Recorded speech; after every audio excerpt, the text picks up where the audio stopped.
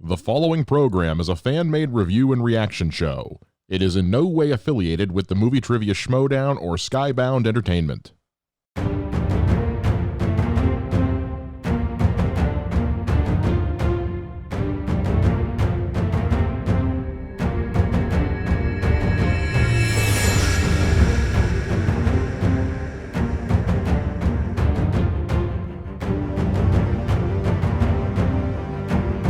Welcome in, everybody. It is your Saturday edition of the Ultimate Schmoedown Show.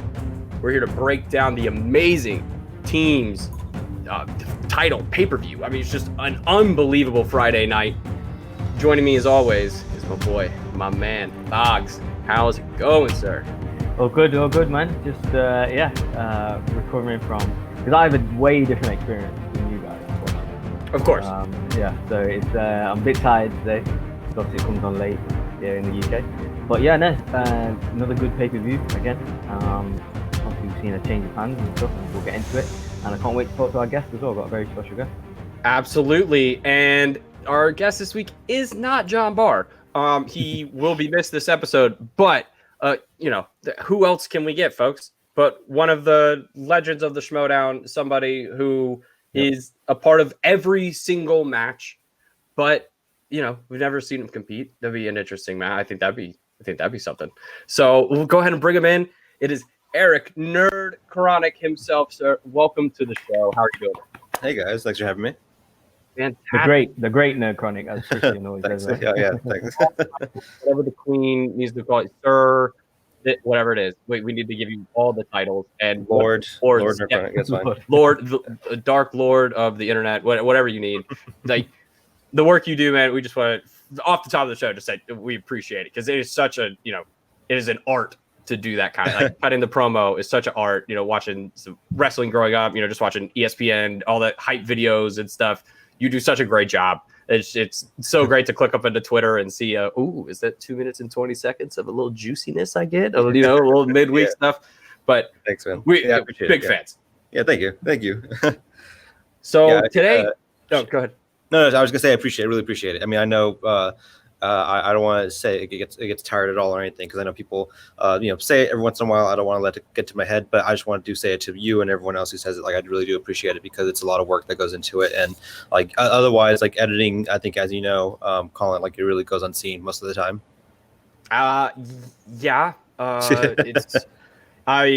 So like a lot of people who watch this know, I just graduated film school. And so we do everything when you're in school, you do everything from directing to shooting to editing, usually a whole project. So you see every layer of production, and editing is the one that usually you don't appreciate having somebody good on, I call it the knobs, having somebody good on the knobs until, you've seen it in action and you've seen like that took you how long is usually the moment I'm like, that's somebody to keep around. Right. That is just an art. So I can only imagine the difference, even 3 years ago, Eric NERDCHRONIC probably had, a whole different process to this. Now coming in now it's like breathing because, starting our podcast, I mean, Bogz, we had our struggles, but after like a month and a half, you find a groove, you find like your skeleton. I usually like to call it your skeleton in production. You find that, you get the blueprint and then everything kind of falls into place. So I'm sure there's beats you like to hit and stuff like that I'm sure has kind of evolved. You've kind of gotten a little easier over time. Yeah, it's exactly what it is. And so, the process kind of like, takes a form of itself once you kind of get going. And I'm glad now that I do have a kind of solid process of how I do these things, and I'm able to churn out the, amount of content that I do for this year that we needed to. It's just a copious amount of content that you are there are teams of people at ESPN that put out the amount of content that you put out as an entity. So I get if you need references, you got people out here that appreciate and know like how hard it is to do what you do. So like, thanks. Oof. Thank you. I think you need to ask Christian for a raise. The amount of absolutely more. just more. You're definitely a part of this Schmoedown now. You're not only with competitors, it's with the fans as well. The fans also appreciate you and your work as competitors. So yeah, just how does it feel to be an absolute fan favorite, and not as a player, though, as a person working behind the scenes and being kind of adored by everyone? I mean, like I said, before, like it does feel great. I mean, because for the fact that I've been editing, for about 15 years now. Just like I learned when I was like early in high school, and then like it was like I loved it when I first learned it, and very quickly I learned, like I said, that it's kind of the thing that goes a bit unseen, like as by design. When you do it right, like people won't, see like what you've done. That's the point. Like you just make it seamless. And for this. When I started doing like primarily like the promos, like last year in 2019, that was my main job. In 2019, I was just doing the promos. We had another editor, Aaron Wilhelm, who was handling the show, and that's I really wanted to inject my specific style into it, and that's why Christian brought me on, was because he loved the style that I had. Before that, it was a handful of people who were doing it. It was like RB3 and Christian Vukaba and stuff, and they were doing the promos. And all respect to them, like beforehand, for setting like sort of a template of what Christian wanted. But when he saw what I was doing with it, he immediately wanted to bring me in, because like he just loved my eye for like the style and like the vision that he had, which was like, again, like he always said, a WWE vision. And we clicked in that way really fast. And I really understood what he wanted from like the kind of like scale of what the promos like should be. And so when I started doing them, I still do this actually. What I do is every time I make a promo, and now I edit the show, I go and I read the comments, I read the discourse online, the Facebook, the Reddit, all that stuff. I watch the reaction videos, I watch your guys' stuff, I watch what people say about it, because that's how I learn like what people, how they're receiving it. And so I'm able to kind of like adjust like beats and stuff like that. I've learned kind of like minor things to make sure like to get in there, because it resonates better with people in certain ways. And so when I started doing that for the promos last year, the first thing I saw was people. The first match we did last year was the Harris Brothers versus Critically Acclaimed. And that was the first match one I ever did, like for the match itself. And I remember people saying like the music, the music I used was a little bit more like like fun, kind of like energetic, like to match like the teams like that we're playing. And I saw people in the comments saying like, I don't know if like this music really works, like like I don't, it seems like a little too lighthearted for like the show. And I commented, it's like, well, it's not going to be like the show. It's going to be per match. It's going to be like a music that we have like per team, per match, like per story. And they're like, oh, like that's cool. That's a good idea. And I was like, yeah, like that's the kind of like structure I want to bring to it. Is I want to have this kind of like tailor made for the person. And I think that's what like help people connect with like the story and the show, and then also I then threw that to me, because I liked to make sure that people understood that this was something that I was making for them. And I think they thankfully they latched onto the idea that this is a person who's making the content with like a specific eye for the show and for them to enjoy in a certain manner, not just like a template of like, here's like a story, here's like music, and just go. I wanted to make sure like every match kind of has like a specific feel to it. And yeah, thankfully now we're a year and a half, almost 2 years into it now by me doing that. And people kind of understand when the promo is about to roll, it's going to be something unique that you see to the match and to the people playing. Absolutely. And that's something that you can tell, at least for me, on the back end of production. So like my day job when COVID isn't happening is college basketball. I do the video board. So I'm managing everything, ads, all that kind of stuff. It's just all that kind of different stuff jumbling all over the place. And the respect that you can tell for the people that do it well is like you watch like an ESPN game that they've been promoting for, 6 days, a Saturday night football game. Like tonight, there's like Alabama versus Georgia. And we've seen, custom promos all week long for this game. And then I turn on Sunday Night Football and I see Carrie Underwood do the same. It's just a cut thing that they change 2 sentences in the entire promo every week, and that's their job, which that's on a national level on one of the most watched shows in the world. And just the effort that you put into it is really why I appreciate what you do so much, because it's endless. Like I can't even begin to fathom like what your workflow is like. I don't even want to look over into your bins on Premiere or whatever you use. It's just like would be absurd. Yeah, it's a house of cards at this point, but luckily I know where everything is, and it's pretty solid at this point, and I have redundancies built in, so make sure all that stuff is safe where it needs to be. But, you know, you couldn't do all this if you weren't a fan of the game. So, I mean, let's talk about the game a little bit, because last night was absolutely unbelievable. We had our pregame show and we broke down the both of the semifinals that took the singles matches. So that's all in the past now to us. It feels like 2 years ago. And the pay-per-view was just spot on. I felt like everything moved well. All the matches kind of felt like nothing was a letdown. Like we've had a couple of those this season where they've been a little hypey, and then the matches didn't quite deliver to the hype, but this delivered. And Bogz, I'll throw it to you, dude. That first match, I mean, where were you at coming out of it? I feel like it was great. Yeah, definitely. Especially as soon as Grey Drake came in, dressed as Stacy. Yeah, I thought it was super fun. I completely forgot she was in the Finstock exchange. So I'm watching it, and then when he brings obviously Finstock on, and he's sitting in that like Thriller, how Michael Jackson sits in the Thriller album position. I was like, well, I completely forgot. Like it was such a nice surprise. So yeah, it was super fun. Him and Roxy going at it. I mean, for me, that never gets old. I like the banter and the exchange, and like Gucci takes so many shots from Christian, from Mark and Roxy, and he still kind of holds his own. But yeah, like I discussed it in the week, that I genuinely think that Stacy is one of the kind of pound for pound most entertaining players in the sport. Like you just know in round 3, like she's gonna get some points. Like whatever in round 1, okay, she's probably not gonna go perfect in round 2. She's probably not gonna go perfect, and she'll leave points up for grabs. But in round 3, she's getting random deep cuts that you wouldn't even think. So yeah, like I was super hyped up for it. And yeah, I thought it started off great though with the whole kind of entertainment at the start.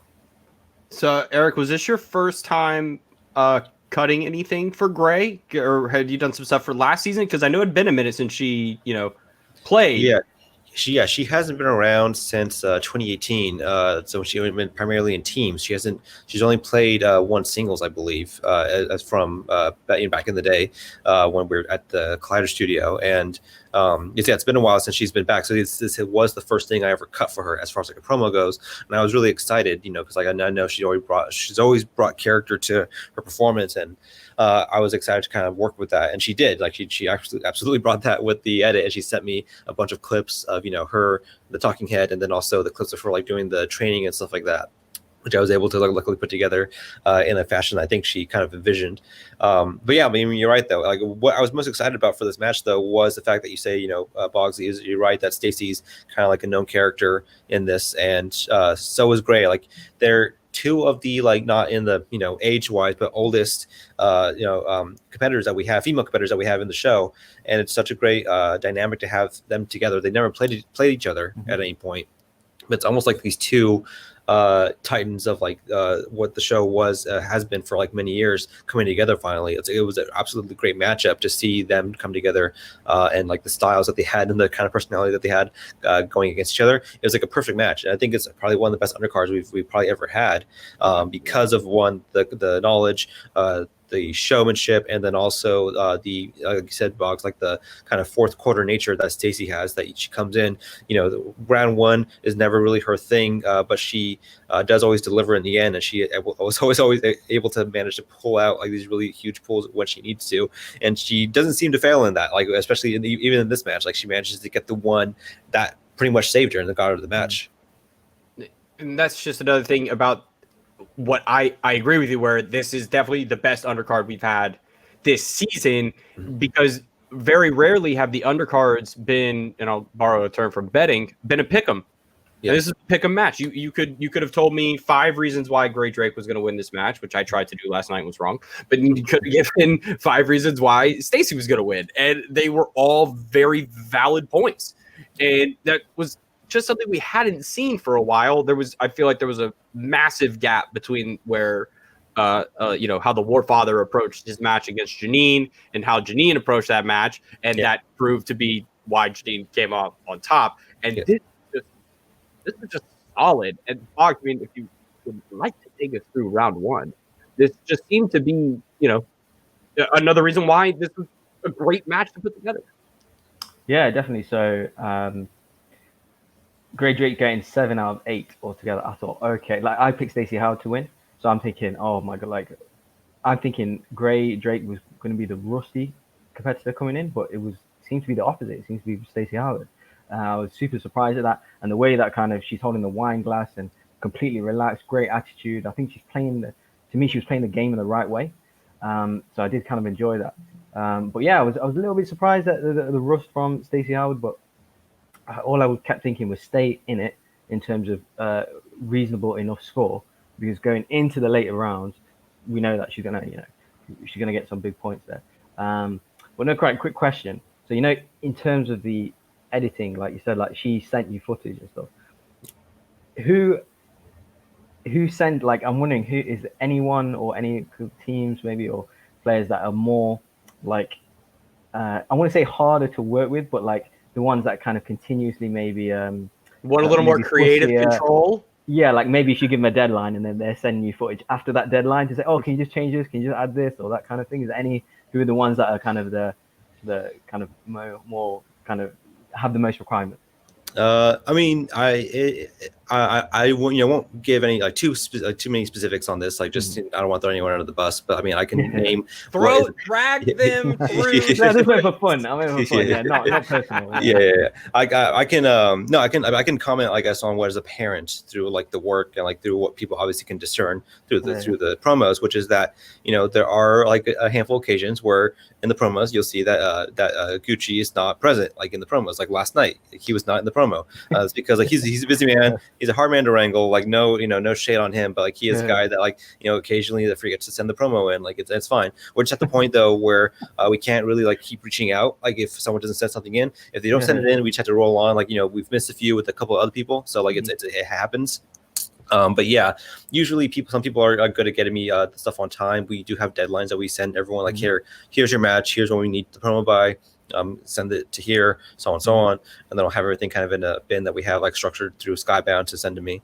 And so luckily everyone is able to kind of manage that like pretty easily. There's just people who get they're busy, they're abroad, like they don't have access to like like a time to just film it. And luckily I think for the one that we had last night, everyone was pretty on top of it. Like I know I got the main event promos like way in advance, like because they were ready for it. The ones that as far as like content goes are making it fun.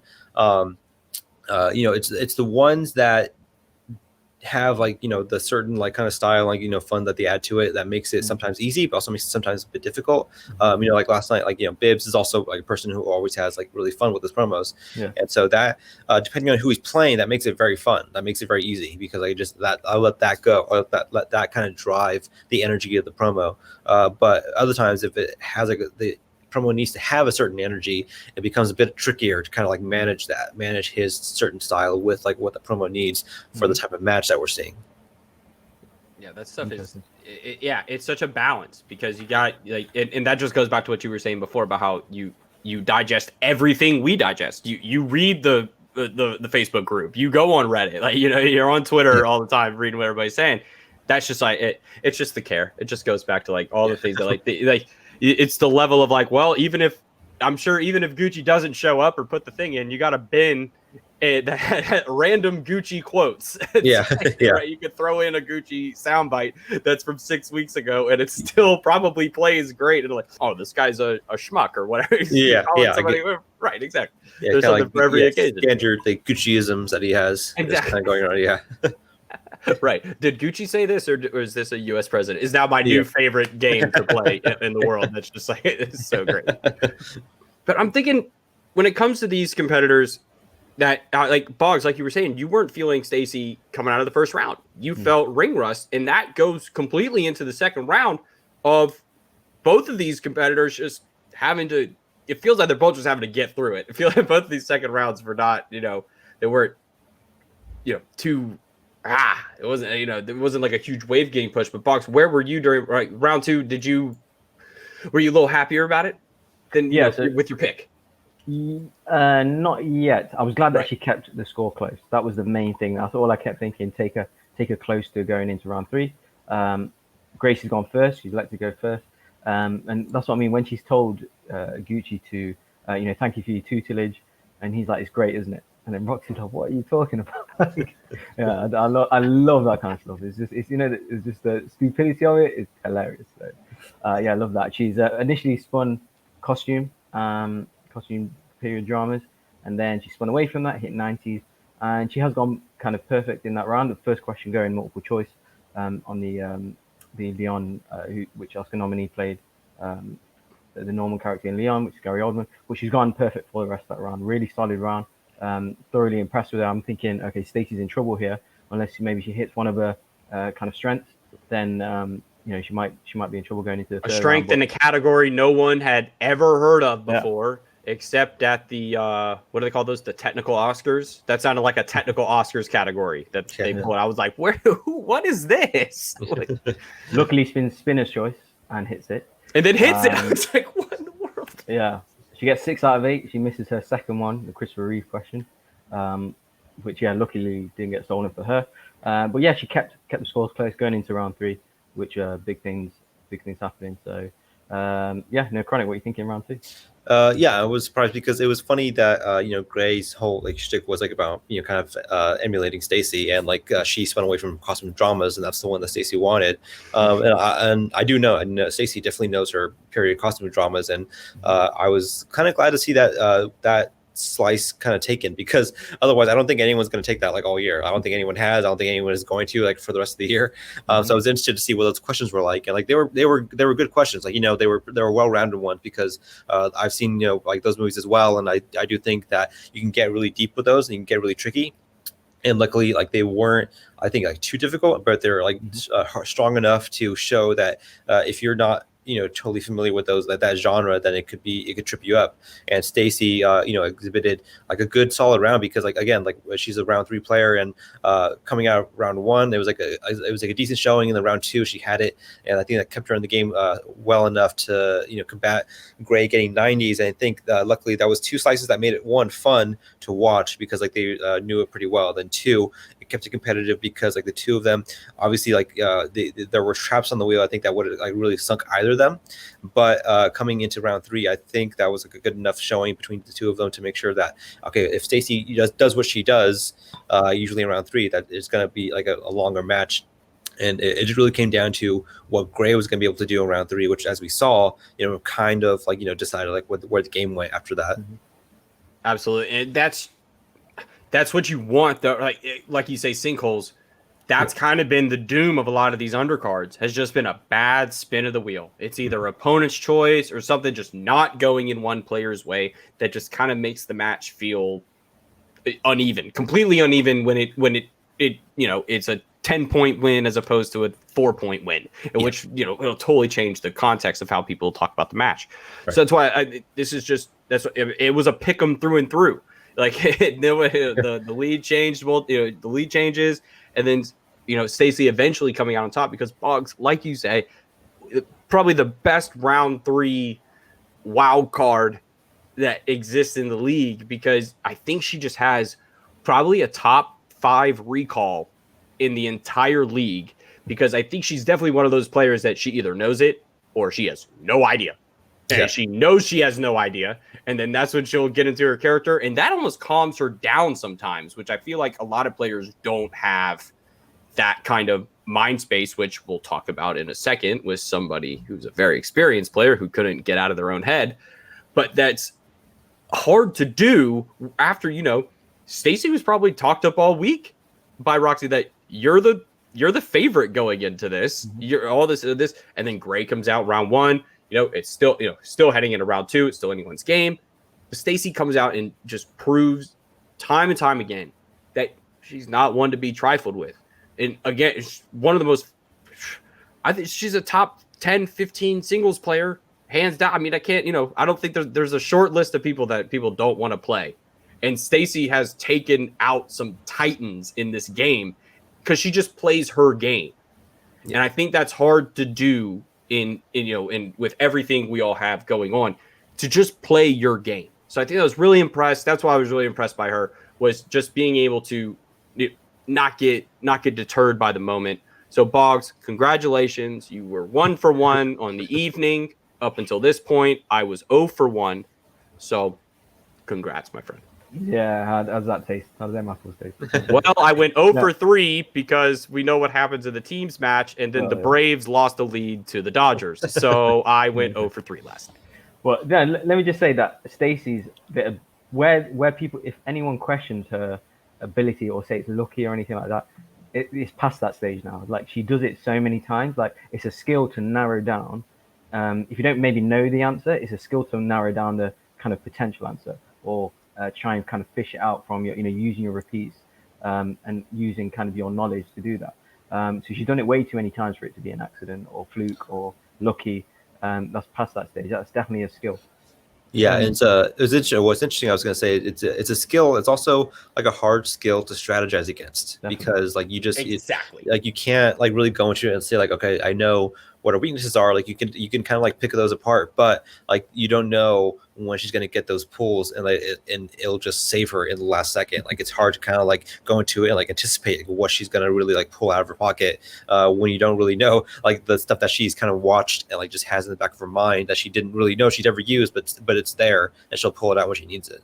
And it's unreal to see her like the spectrum of wheel slices that she's really comfortable in, because there was a time where her and Bryan would just run train on teams because they would spin dance movies or or musicals, and that's for a lot of, I'm just gonna call them out, for a lot of male competitors that is not up their alley. That is something they have that might as well be the MCU to the prom queen.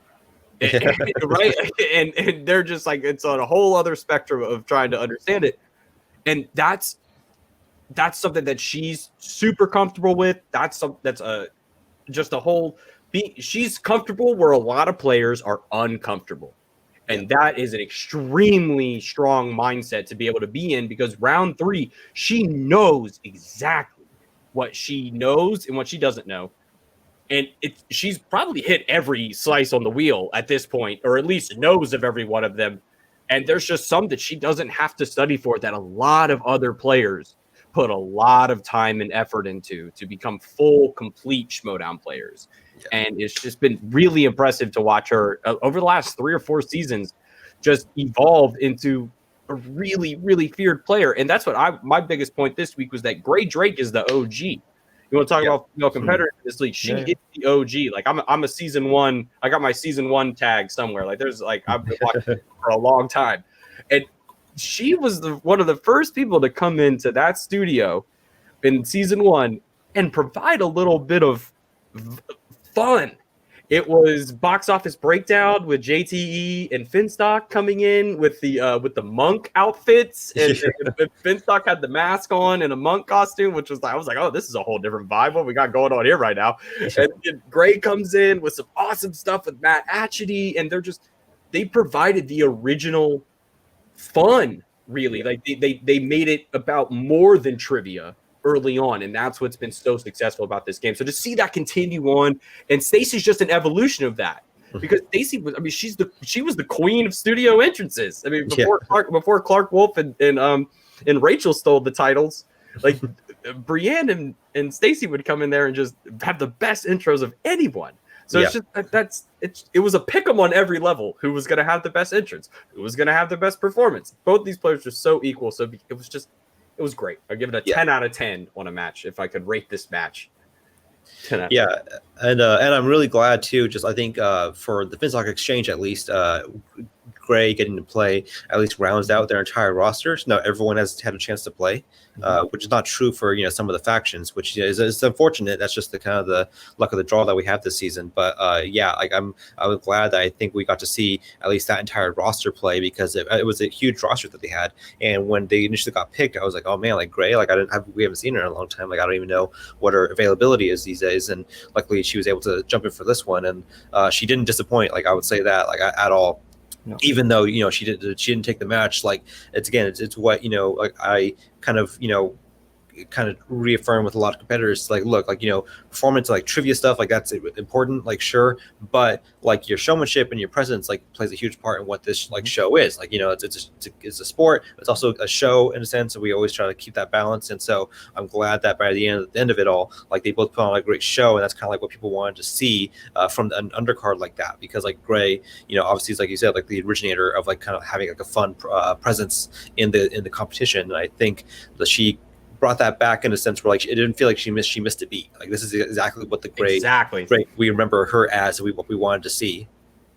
And there was no ring rust on her. Bogz kind of like Bogz expected the ring rust to be on the other side or on Gray, and it ended up being on Stacy. Yeah. And so it just took Gray just felt comfortable, and I think that's one thing. She's comfortable all over the place, and that's another thing you got to fear this season are these people who it's literally their job to watch movies. Yeah, and that is just there's a fearfulness to something. Like I think The Witching Hour has to be one of the biggest, dark horses, just in terms of overall ability to get to the right answer.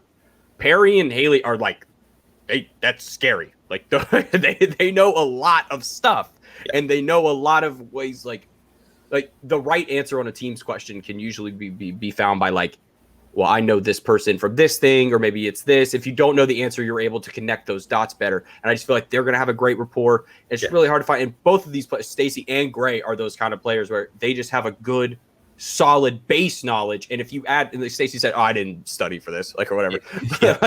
But like, if she did, like, that's kind of the real, I mean, of course, she may have studied. They could just, I never trust anyone when they're like, I didn't study for this, because some of them take it too seriously to not study. Yeah. But Bogz, where were you out of this match? I mean, you were right, and kind of, transition us into, match number 2. Which was... So in terms of rustiness, I mean, I won't completely agree. I will say that they were a little bit rusty. Like Drake did miss that Superman question, which I felt like she knew, but she just couldn't recall that. Maybe because she hasn't played in, like you said, a couple of years. And Stacy particularly missed that Scarface question in round 1, which I thought stood out. So there is rust there, but I think that's something to be worked on. Obviously having regular matches, being in tournaments, things like that, you wouldn't miss them questions. So maybe going on to next year when they have a kind of more thorough schedule, that wouldn't happen. But just at the end when Roxy was summarizing that, something stood out for me when she's mentioned that Finstock hasn't learned from his mistakes. And I think they showed the league tape, the league standings after that. And I noticed Finstock Exchange were 3rd, and they were 5 points behind Swag. Sorry, I think 1 point behind Swag, and they played 5 more matches. And I thought, you know what, mate, I think maybe she's got a point. Like, I don't know, just because like how kind of ahead they were, and on paper he has the highest squad. It's got most the best players, and I just thought maybe he hasn't. Maybe it's I don't know if it's his fault. Because they are obviously not winning the matches, but I just thought maybe there's potentially some truth in that, which I just found interesting. I do want to say, like the managing between obviously Finstock and Roxy have gone back and forth on this like all season, as far as like who's the better manager, and like they'll always go back and forth on it. But like I do think that I really do think that Roxy is an underappreciated manager, like for what she does, because there's a balance between like what we see and what we don't see as far as like managing goes, like what is like a quote unquote like real. Because like the managers, for the most part, like serve, I think, first and foremost as like a mouthpiece. Like that's kind of what they're there for. Like they're there to speak for the competitors on a certain level and to kind of like represent them. That comes from the wrestling side, right? Like that's the wrestling part of this. And then and then unfortunately we have to bring like the real world coach, like a real, not real. I hate to say that. That's what's the quote unquote real. Quote unquote professional like NFL coaching, because then at some point it's a real competition, scripted yet unscripted. Yeah. And so there's a balance between those two. And I do think that Roxy is the type of manager that she can speak for players very comfortably, but she is also the type of manager that is always up to bat for her players. Like she'll fight for them. She'll stand in their corner. She'll make them feel comfortable. Like she's always there to make sure that they are in the right space so they can compete at their highest level. And Gucci, like, you know, I do think he's a good manager in a sense where he like is also like in their corner, and I think it's what Bateman's always praised about him until recently, is that he was always the type of guy that was always there to kind of like reaffirm their choices and like reaffirm like, okay, are you sure about this, to make them like kind of feel confident in what they're doing. But I do think that he had a different kind of approach to most of his faction, because like the top dogs that he has are people who are very self-sustained, you know, like Merle, Bateman, Riley, Rocha, all of them, like they kind of are players that have been able to go on the runs that they've had for so many years because they didn't have managers and because they have like raw talent and skill and strategy to them. And so he doesn't really need to help them in like large senses like that. Whereas they get to like the kind of like the lower level players, not in terms of talent, but in terms of like just like the roster. You get like, you know, Sabrina and Barbarian and like Gray and stuff. And I think those people might need like a little more hands-on, you know, like managing. And he probably just doesn't have like the kind of experience that Roxy has, who went into this season with the dedication to say like, I'm going to pick people that I want to fight for. I'm going to pick people that I want to raise up and to make sure like so they know and everyone else knows that I have their back and that I'm helping them. And Gucci came in with things like thinking I'm retaining, you know, like the kind of like the big dogs of like last season, and I'll let them kind of like go at it, and like I'll just be in their corner and support them when they need it.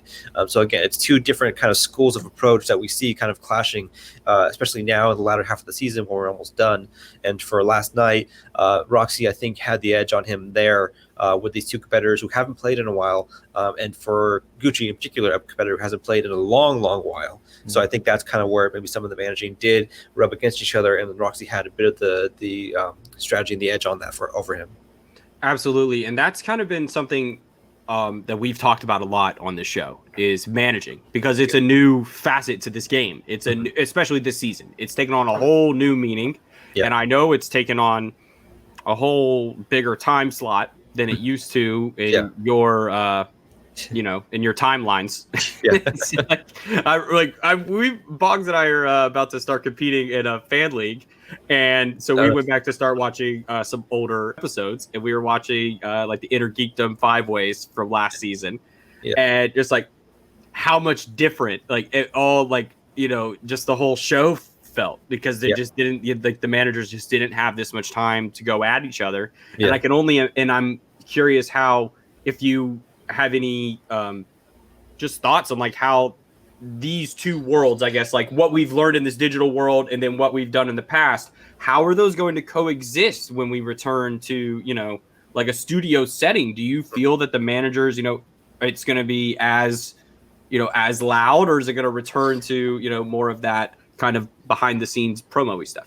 I think we'll probably veer back a little bit into the behind the scenes type of talks, where we won't hear everything they're saying from primarily a production standpoint. That's why we didn't have that stuff in the old studio, was because the managers weren't mic'd, so like we couldn't really, you know, hear what they were telling them anyway. So we let them kind of come between rounds and like quickly say in like the, you know, 30 seconds or so that it takes Mark to read the rules, like we'll let them like kind of talk in their ear and like give whatever the pep talk they need to give them, our strategy. And now we have the digital space, and it's a little hard to do that. We can't have them talk over Mark, and we can't have them say stuff that isn't heard, obviously. So we let that be a part of the show, because we tried it at first. If you watch the first couple of digital matches, like you see, we tried cutting it out. We tried if you'll see one of the first few matches, I think for Inner Geekdom or Star Wars, like we had I remember we had like a wipe saying like, okay, here's like, now they're gonna talk and we'll come back and we'll be done. And then we decided like it's a little smoother from production standpoint overall, just to let them say it, let them hear what they're gonna say. It does add on like a huge amount of time to the show, like, and that is something I think we want to refine next season, like just to, because if we're in person, it'll be easier to do that. But yeah, having it now in the digital age, it was easier to have them just say what they're going to say, as opposed to having to always dance around like, okay, like here's a white graphic, here's now, then we're back, now here, this, there was like too many moving parts to it. And so I do think once we get back into a new studio, because we're not going to go back to the old studio once we're back in person, that we'll have a new setup to make sure that they can speak, I guess, like a certain amount, to make sure like their, you know, presence is known, but also kind of streamline how we're doing these matches so they're a little smoother and faster, like they used to be. Yeah, I do. Yeah, that was the one thing that we noticed. It was just like I appreciate it this year because it's something we never got, right? So it's kind of like you're getting the Blu-ray exclusives all this season, right? Like we're getting like the special features all year, and we're hearing conversations between teammates. Like that was the one thing that we hyped on that for. We must have talked for 2 hours about a total over the course of 3 episodes about like how big a deal it was to us that we were able to hear their back and forth that we were never able to hear before for 4 or 5 years. Like it was just like a totally different experience, and I was just that part I'm excited to not have again, because I do feel like there is something to be said of we are as competitors giving too much away in round 2, round 3, like having to talk out, like giving 60 seconds, Christian, maybe 30 seconds, maybe 40 seconds or whatever. But like, it's kind of, there have been rules built into this digital season that, like you've said, it has extended the time. So yeah, there's some, we'll trim the fat, but I'm excited. Sometimes you need a little fat sometimes, right? it makes the flavor better. It rounds it out. And I think once we get into the studio, I do feel that we'll have the ability to get back into like the kind of like, quicker transitions between like the team play and like the managers. I just think that luckily, this season was kind of like a real monkey's paw situation where people were asking, I really want to hear what the managers are saying. Like that would be interesting to hear. Then here we go. Now you get to hear everything they say. And like we have, 60 seconds each round and something for each manager to say something.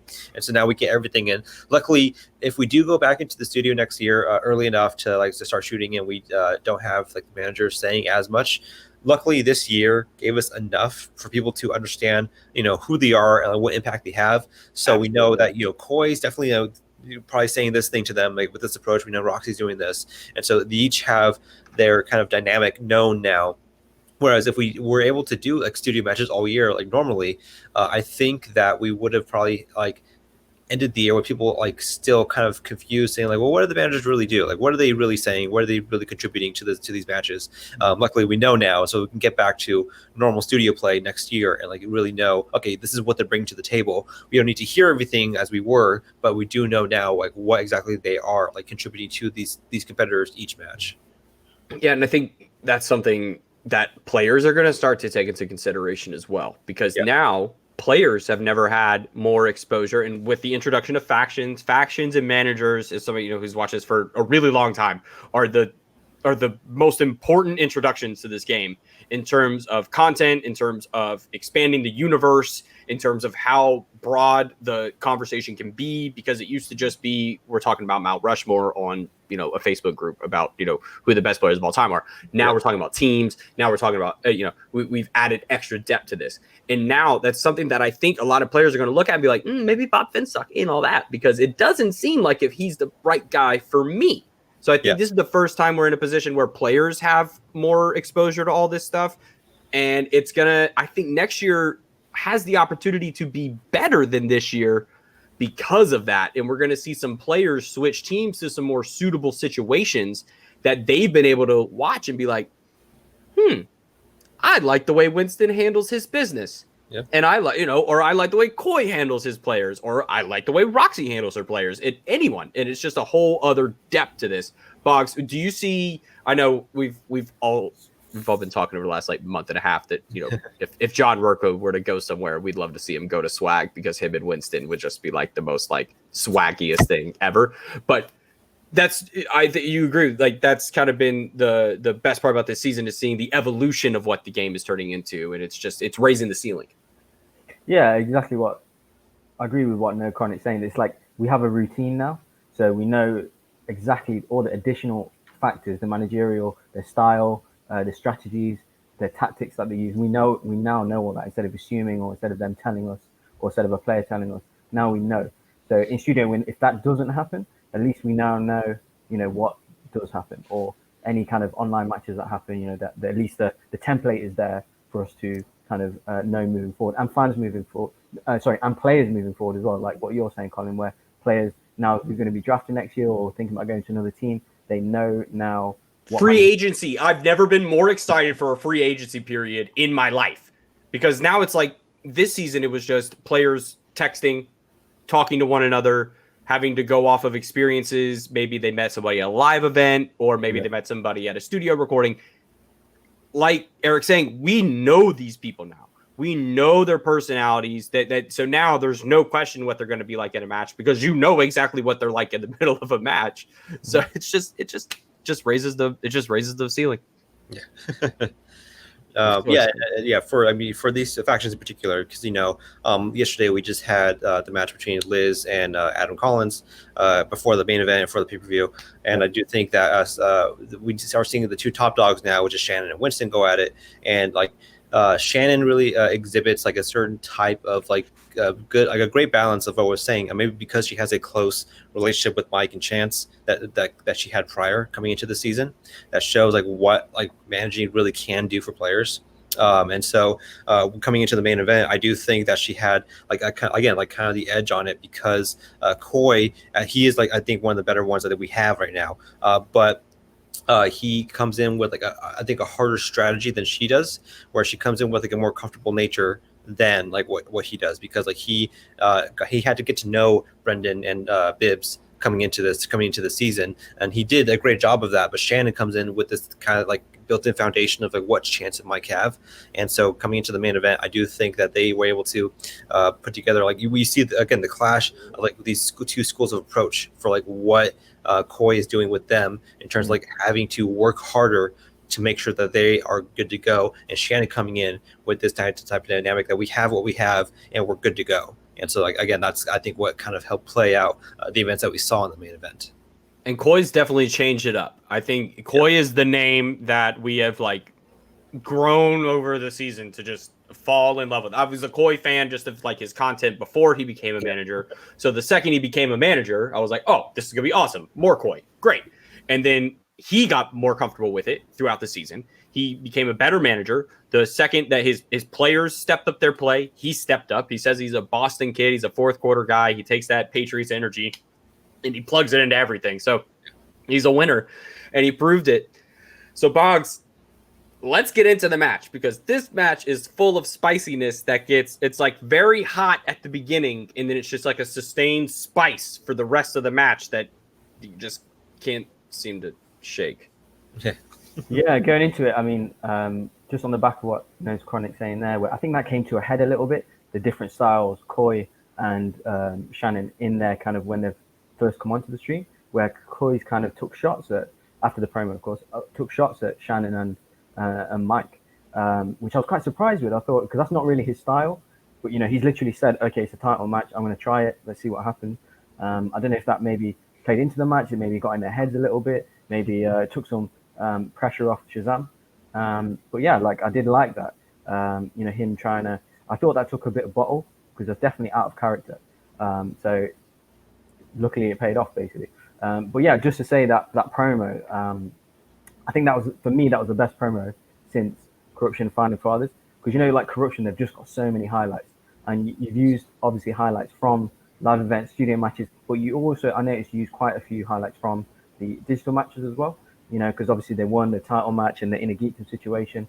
So yeah, I was really impressed with that. And obviously Bibbs, like you said, he's one of the more entertaining people just to use. When he's doing the kind of reps with the DVDs, I was like, any second now, and then he does it. Do you just crack up sometimes? Is there just times where somebody sends you something and you just bust up? Because I couldn't imagine opening up a file and just seeing Bibbs just lifting a rope. There's occasionally when someone sends me a bunch of stuff like that, like the bits and everything, that I do crack up when I first see it, because it's it's funny, but I'm also trying to conceptualize how I put that together with, again, this kind of clashing dynamic. I'll be honest, this promo was difficult to put together because one, title matches need to have a certain level of stakes added in the promo, they need to have a certain level of importance and kind of gravity to them, and so that's usually easy to do with most teams. For Founding Fathers of Corruption, that was easy to do. For Irwin and Rocha and Dan and Rocha, or Dan and Irwin, all that stuff. It's pretty easy to give you the big bombastic music and the big kind of great highlight reel. For this, with Bibbs, doing DVD reps and Mike eating a taco and Chance and Brendan playing it straight and stuff, and Shannon and Coy doing their thing and Coy working out. It was a huge whirlwind of stuff I had to work with, and luckily I was able to kind of hopefully find the tone that fit what needed to be conveyed in the match. It's like Shazam as they are heavyweights, of a team, but they do bring fun to the show, and they do have a presence that I think is unique. Again, to what we want to see in the show, which they have a good stage presence, and they like to bring a kind of fun energy to their play. So I can't abandon that entirely. I don't want to make it too serious, obviously, because they don't want to make it too serious, and it helps them, I think, get comfortable with what they're doing. And so I do think I was able to find a good mishmash of what was going on in all those clips that everyone sent me. I hope it came off strong enough. Oh, absolutely. You took Sunday night football and combined it with Saturday morning cartoons, which is very hard. That's really hard, but they're do it. You have no choice. Do it. This is what you've been given. Now do it. Yeah. And you did. It's fantastic. And you let Bibbs breathe. It's hard to do, right? Because Bibbs is so he's 90% of their enthusiasm. Yeah. And he's 50% of their knowledge, which is hard to give because Brendan deserves respect, right? So it's harder because I know Brendan's not sending in the same level of, whatever content that Bibbs is sending in. So it's hard because they both deserve it.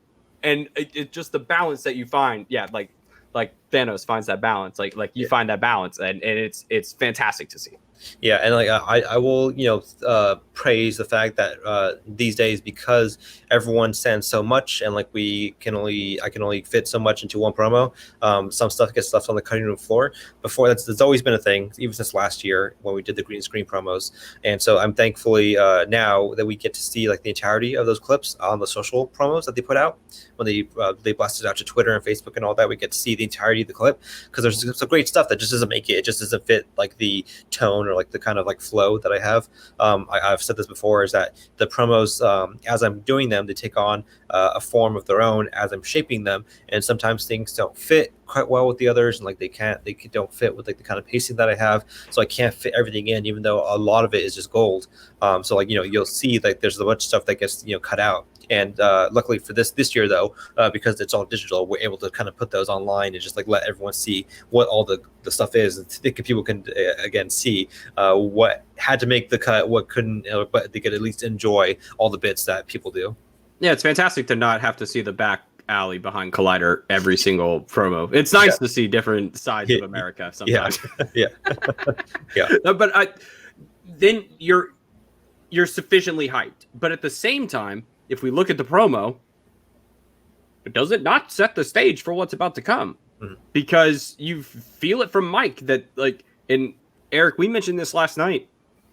I am still waiting on Frank Janish to confirm, but we've never had a team's title match where every single competitor is coming off of a loss.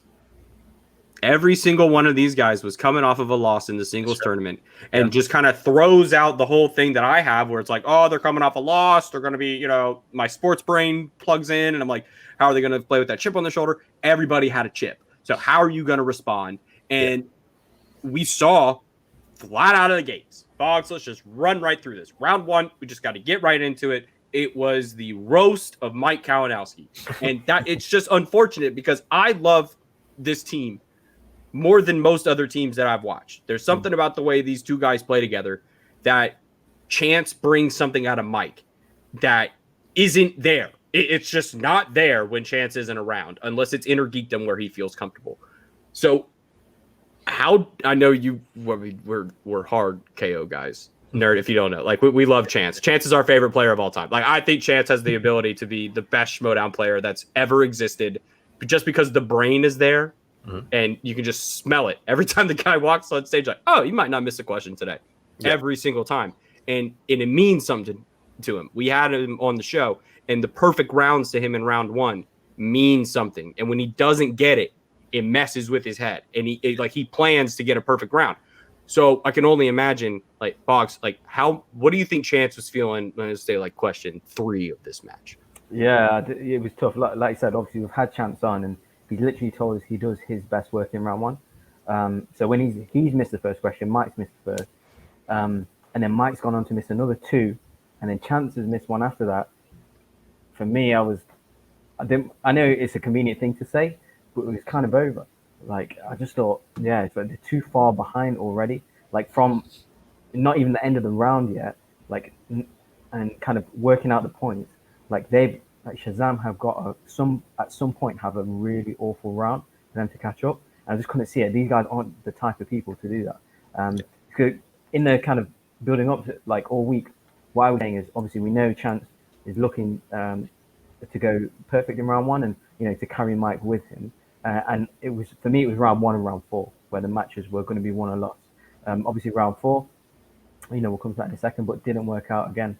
So yeah, I think that's overall where the match was won and lost. But for me, the kind of tone was set. I mean, they were already going uphill from just 2 or 3 point questions in. I mean, yeah, they kind of recovered the rest of the round, but yeah, I was shocked. I was shocked really. What were your thoughts, NERDCHRONIC round 1? Yeah, I mean, coming out of the first round with an 8-point deficit, like that's hard. Like like you said, with a team like this, like you really have to hope for a miracle that they're gonna somehow just like miss a bunch to catch up with. And again, they're not the team that does that. If you look at their performance against Final Exam and then Who's the Boss, like yeah, once they have like momentum, like they're gonna keep going. Like they're the only thing I was counting on, not counting on, but like anticipating that could shake things up is if they miss their round 3 questions or round 5 questions in this sense, because like they have like Brendan has missed round 3 questions before, that sunk them, and like Bibbs has missed like round 3 questions, that that's taken him out against like as you saw with Liz, and that was the only hope really had because otherwise they can work together in round 2. So they have the lockdown, like they're not going to like really miss much between the two of them, and then round 3 is the same thing, and then round 4 is the individual points as well again. But I do think that they're strong enough. So like those are kind of just like flashcard round 1 questions again, that I think they'll do really well with. And so yeah, coming out of round 1 with the 8-point deficit, I think that it really got into Mike and Chance's heads. Mike is the type of person that clearly, like we've seen, and no shade on him, like that he has like this inability to kind of like overcome that stuff. I think it's a little better now with Shannon in his corner. Like she does like great work, helping him kind of get through the match itself. But with Chance, he is the type of player that it lets him get to him, but he is able to shake it off and try to just like really dig his heels into what needs to be done. And so we see him like kind of like you say, bring Mike back with round 2. I think that's kind of like where they start to pull back with like inching their way. I think against pretty much any other team, they might have had like a much stronger chance. Like they might have had a much stronger shot at coming back and winning it. But Shazam's just been on a roll this season. I think that it's hard to kind of anticipate or like guess anything that Bibbs and Brendan between them like would not do well at. Like when we got to the second round of the wheel, like I was looking at it, I was like, there's almost like nothing here that they wouldn't like kill at. And there was only maybe like 1 or 2 categories like they might have trouble with that, but otherwise I think it was like a locked in at the end of round 1. And then round 2 is just that they just can't. There was no place for corruption to feel comfortable. Yeah. Not at any point in this match, and it was self-inflicted. That's the worst part about it, is when you watch competitors do it to themselves. It's hard when somebody just just stop and just beat you on a. I would rather prefer get taken to my 5-pointer and miss my 5-pointer than have my round 1 be the reason why. And I think that's something that we're going to have to look at with these competitors in digital in comparison to the studio, is that Mike loves a crowd. Yeah. Mike loves the booze. He loves whatever he gets. If he runs out into a live event, he's going to get cheers and booze. And if he's just at the studio, nothing but booze. And he feeds off of it. And I said this at the beginning for Ben Bateman also had a very hard time recreating the vibe that you've suddenly felt so comfortable in. And then having to recreate that has been an issue for some players. And then also not having your partner right next to you to be able to lean off their energy. Just that vibe of being close and comfortable with somebody. Shannon's in the other room. Shannon's not right next to him. She's in the other room. So even then they're separated. Yeah. And he's by himself. And it's just Mike has had a very hard time. And we saw it in singles because Perry took advantage of it.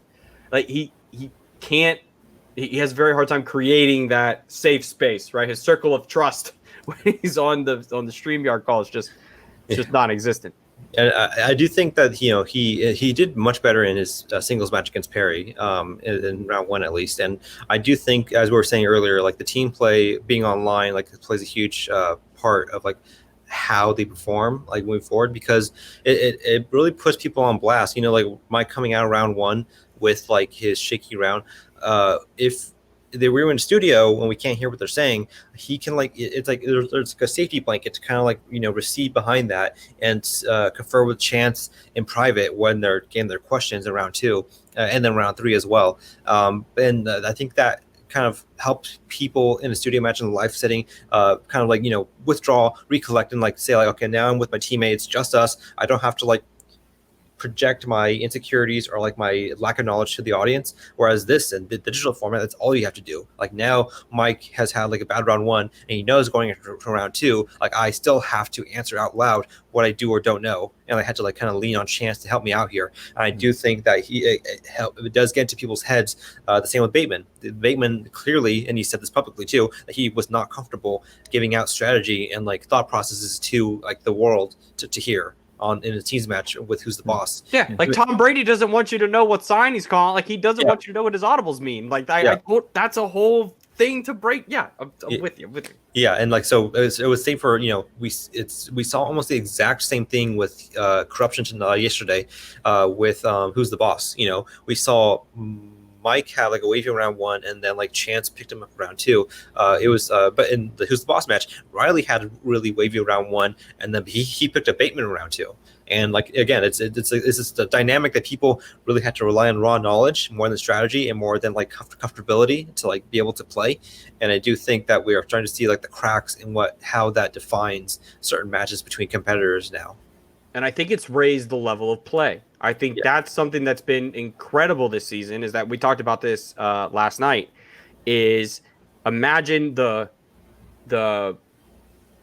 show of season 6, right? How grand everything was, the live events we had, everything going on there, with the level of play and competition we are seeing this season. We're like the Star Wars tournament. We've never seen anything like that in the run of the Schmoedown, of how much those people knew about like Star Wars. Like that, every match, like you had no idea who was going to win. If you had Ace winning the tournament, I'll call you a liar unless your name was Ace or Winston. Like it's just like no. If you looked at what that tournament was, like he wasn't the overall favorite. He was a heavy betting underdog, and that's just going to show that this.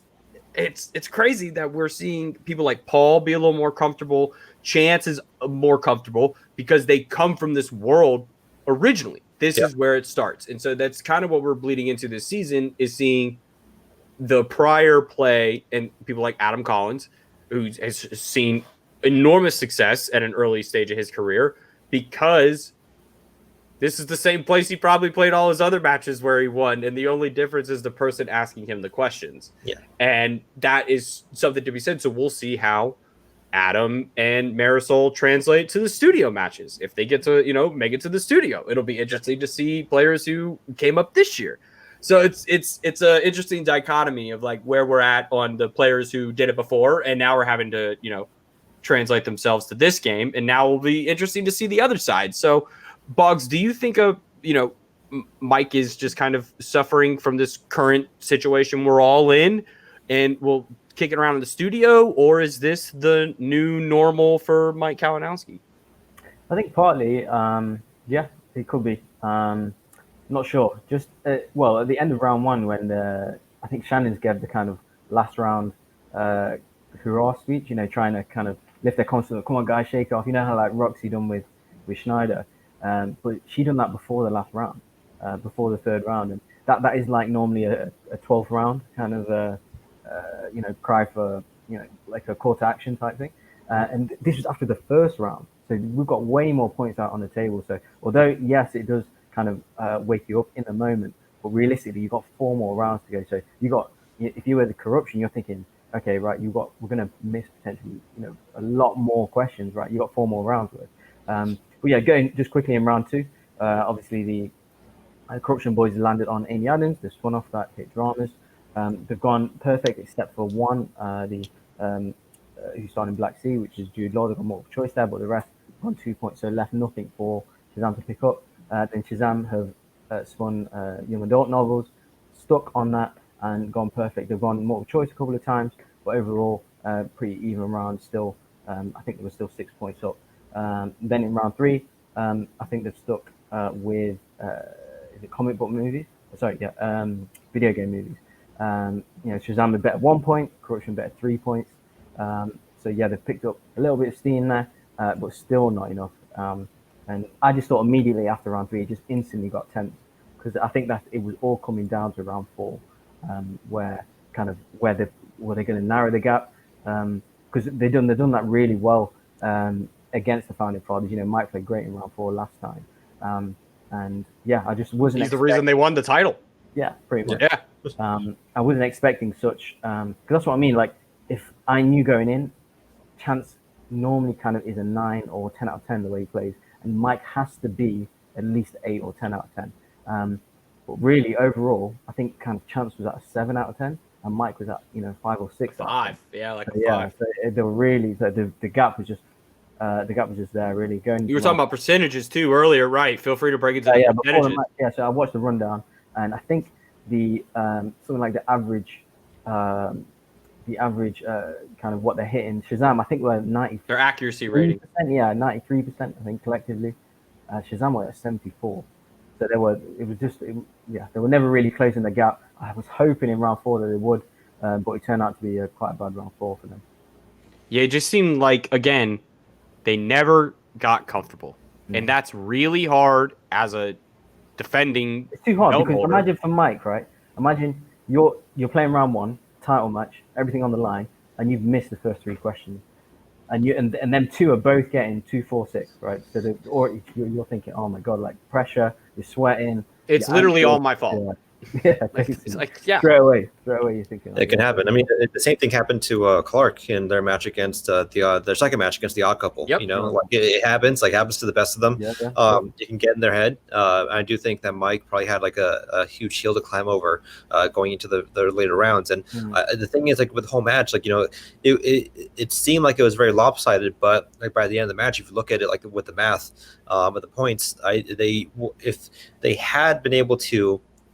If Mike had been able to put a better performance in round 1, even by a few questions, and then if they had been able to land what they needed to in round 4, and even get maybe not so many multiple choices in round 2, I think they could have had a chance of taking it. Like they really could have, because like Brendan misses his 2, Bibbs got the 3 to win, but he didn't know it like right away. Like he had to really kind of double check himself on it. So there's a chance, like if they had pushed them to their 5, like there's maybe a chance that they might have missed it. They might have defended. And so yeah, it was a kind of all around performance that just had too many chips in it for them to really pull it out by the end. And I do think that Mike and Chance together, like kind of collectively. Had a collective, they shared the burden of the loss. I don't think that Chance blames Mike in any sense. Like we can pick apart the stats and the numbers in it, but I do think that Chance is the type of player that looks at it and says like, okay, we need to work on this together because like this was not our best time that we could have like shown for this game. Yeah, and he's never known anything else, right? Like this is his family. Yeah. See the reason he's here. You're part of, you got drafted as well, right? NERDCHRONIC. So you were in Corruption, right? Yeah, I was in Corruption. I was drafted by Shannon at the beginning of the year, and so that was going to be my slot. So everything that's happening with Adam Collins right now, like I guess I can say you're welcome, because if I had like stayed, like he would not have gotten drafted. So. Yeah, he's like, so that's my doing in some sense, right? So you beat John Rocha, you beat the kid, that's fine. Were you going to play in a geekdom, or were you going to play in singles? I told Shannon at the beginning of the year that I was most comfortable in inner geekdom. I would have also been comfortable in teams. I think looking at my at the level of play now, I actually do think I would have been comfortable in singles. I think I would have been the least comfortable there, but I think I could have like hung in there. Like with what I've seen so far, at least, and I can define myself as though I love Inner Kingdom. I love those movies, obviously, and I know a lot of those deep cuts. And just off the top of my head, I had before this season or so, just watching the show, I never like studied. I just like watch movies and I have a good retention for like what I see. And I think if I had studied, I think I would have been able to hang in there really well with like some of the top competitors that we've seen so far. Inner Geekdom. As far as like teams and regular play, I kind of define myself as like some of these players that we've talked about recently, whereas like they're just more comfortable in a team setting where they have someone else to kind of like bounce their thoughts off of and like confirm like, okay, this is who I think it is. Like you're almost there. Yeah. So yeah, so like for certain people, it's like primarily like the wider knowledge of like who directed this, that, where was this person in, when did this come out. It's all these pieces get kind of pieced together. It's easier to do with a teammate who would have been my good friend who got drafted, Andres Galego. Okay. Who was in the dungeon this year, and luckily unfortunately, he didn't pull out the win against Adam Collins, as we see now, who's a juggernaut. So no blame on Andres there. But Andres is a solid competitor. So like we played together, and we played together last night. He was here with me as we're watching the teams match, and we did a good job. Like it's not. I don't know what this really says about the play of our play or their play, but we would have beat corruption that night. Okay. Like I was kind of in the same boat last night. I had the same. Yeah, in terms of points, like we're playing together, like our points combined with as we're tallying up the questions and everything, we would have gotten a higher point range from them. But again, like I'm not trying to compare anything right now for the match. Still keeping sharp, still studying just in case, right? Yeah, just in case, never know.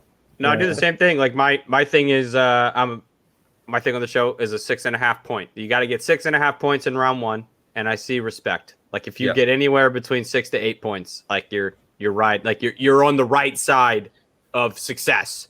Yeah. And you're trending in the right direction. And that's kind of something I can see out of you. If you get into that inner geekdom round 1, I feel like you wouldn't nothing's gonna surprise you. Did you know did you know Liz Shannon Miller's 5-pointer, the Thor Ragnarok question? I did. Okay, I knew that right away. I really did. And people were saying, I saw people in the chat saying like that's an easy question. It's like it's easy for you. It's easy for you. Yeah. I knew it right away. Like I did because I've seen that movie several times, and I love those movies. But even from like a kind of objective standpoint, like that line of dialogue is like he says it very fast. He says it as like an offhanded joke in a movie that's filled with jokes. And so if you don't like watch that movie kind of like more than like 2 times, then like it's easy to like miss it, especially for if it's not your thing. Liz, like she's a professional film critic. She sees so many movies like all the time. Like she probably saw the movie, maybe she enjoyed it. I don't think that's the type of information she latches onto when she watches these movies. She watches them for kind of like the broader spectrum of like what's in these movies, like the themes, the subject, the directors, the credits, all the stuff. Yeah. So like inner geekdom stuff, that was basically inner geekdom question that she got. And so no duh that she missed it. Like not no shit on her again, but just that I do think it's a tough question. That's a 5-pointer in the inner geekdom category. Yeah. Like that's I mean that's on the level of like, here you go, Bogz. I think this is like a good 3.5 pointer, somewhere between a 3 and a 5. What artist does Star-Lord mention his ship would look like under a black light? I don't know. I think I know the scene, but I don't know. That's a pretty good question. It's Jackson Pollock. Yeah, if we get a black light in this bitch, it'd be it look like a whole Jackson Pollock painting up in this place. Which is I need to see some stuff. Which is also the same painting that Tony is selling at the beginning of Iron Man 1. Isn't it though? Yeah, a Jackson Pollock painting. It's a Jackson Pollock. Yes. Okay. Yes. Okay. Yeah. I'm glad somebody else is just as crazy as I am. It's nice to know that. Because that's one of the first times they've ever done the running 12% joke. Like that's continued into that movie, and now it's continued into other movies as well. 12% of a plan or whatever, 12%. I think that's one of the best ones they've done. And that's I think we're all kind of in the same boat of like this season's done a really great job of making everyone level. I feel like we've kind of brought people, we've kind of just made this about what we know. And that kind of says a lot about, I think it says a lot about what Kalinowski brings to a studio, right? Because if this guy is able to, you would never think that a champion would, have a bad performance like he just had. Like that's not something that you expect from him. And I'm genuinely surprised by it. But that goes to show like the confidence that he gets in the arena. It's the gladiator type situation that him, Ben, Rocha, these guys are like Dan Murrell doesn't need a stadium. Dan Murrell doesn't need an arena. Dan Murrell just needs Mark, Christian, and the person he's playing and some questions. And that's all he cares about. He doesn't care about the promos. He doesn't that's not why he does it. He does it to compete, and he does it because he's alpha, and that's how he kind of, puts himself under a lot. Yeah, Dan is a unique player in the sense that maybe that's why he's the greatest of all time, is that he's able to adapt to like whatever he needs to for this game. So like the online play, I think he adapted to it like how he needed to, because like he knows what to do. He has like his own YouTube show that he does now, where he is able to sit in front of a camera and like talk and like kind of expound what he needs to say. But also he's used to doing Screen Junkies, where it's like a live show, and so he knows how to feed off a live setting. And so he besides these quote unquote live matches that we're doing, he's undefeated in live events still. Like he's never lost a live event in person so far, and so I do think that he has the ability to also acclimate to a live crowd and like feed off of their energy when he needs to. Like he's just the type of person who's able to like put on a performance wherever he needs to, however he needs to, and maybe that's why he's probably one of the greatest players we've ever seen in the show. Absolutely. Does the corruption title match count there? That's what I was saying. Like it's a live, quote unquote, live match. As far as like it's a live thing that we're seeing for the first time. But I think specifically he's still undefeated in like live settings as far as like real being in person live. Yeah, I got it. Because that's gotta be something that you feel like it's for him. It's just respect. Yeah, respect for that guy. I was gonna say, just to summarize this whole event. Obviously, Chanju's popped in and gave his 2 cents. Another friend of our show. Yeah, we love him. He's so great. Because we were kind of teasing him about Chance's free belts. You better watch out in Spectacular. And he was saying, "Oh no, Chance can have the teams and singles, and I'll have it in a geek." Okay, that's fair. But that's what they say. I mean, that's what Mike said last year too. And we'll see. Like it's like a curse, I think. Yeah, maybe. Yeah. Only 2 people ever defended it. So, only 2 people ever defended the Geekdom belt. It's a tough one to defend. Chanchu definitely has like the talent and the knowledge. But Chance is going to give him a run for his money. I think he really will. No doubt. I'm most looking forward to that. Probably that and the Star Wars match out of all of the matches. Yeah. God, I can't wait for that Star Wars match. Oh, I could do a whole hour on that Star Wars match right now. Yeah. I'm excited. Yeah, it's a good slate. It's a good slate of what we have so far. We have Star Wars, Ace and Damon. We have Chance and Chandru. We have the teams now. Whoever wins the tournament, and now it's Shazam. We have Dan and whoever wins singles. And then Christian also confirmed Kevin Smith and Brett as well. It's gonna be a fun one. So yeah, it's a good card we're gonna have this year for Spectacular. Like a really fantastic card. Yeah, it's just so much. You think back like what Spectacular used to be like, 3 matches and a manager bowl, and it was like, cool, thanks, like let's just give me it like what was it used to be like 2. I couldn't imagine putting those videos together, the 2.5 hour long videos, and there were 2 of them sometimes, like God, it's like 5 hours of content, just unbelievable. Yeah, and I don't know what that's going to... this isn't too much inside information. I just don't know yet what we're going to do as far as, like, if it's going to be live or pre-taped. We'll figure that out, I'm sure. But, yeah, either way, it's going to be a long event. Maybe pre-taped might be cleaner to make sure we got everything in there. It looks nice and, like, everything's cleaned up and we have it as streamlined as it needs to be. But otherwise, if it's a live event, buckle in, because that's pretty much like an all-day event. Yeah, let's hope that Christian will let somebody else ask some questions during the 5 hour block. The guy needs a break sometimes. It's like one StreamYard running for like 7-8 hours, maybe more. It seems like there's a lot of potential problems going on there. So Let's put a call into StreamYard IT and be like, guys, we're gonna be running this for about 8 hours. We're gonna need all hands on deck. Yeah. So what are you thinking next season then? NERDCHRONIC? Are you speaking to managers? Are you anything? Nothing. Nothing at the moment. I can say. I would always love to play. I would always love to throw my hat in the ring if it's possible. The main thing this season why I couldn't was because I was going to take on the editing to full time, and so I needed access to the question document to get through the questions for the edits and stuff to make it as fast as possible. We have a workflow now that again isn't like too much inside information, but like when we have the documents structured per match for me. So when we are done taping, PJ sends over the document like for this match. So it's like just the questions that were asked in this match. And so that's helps me because I don't have to like sift through like a bunch of like different things to get to it. But also, if I wanted to play, it would be an honor system, like it really would.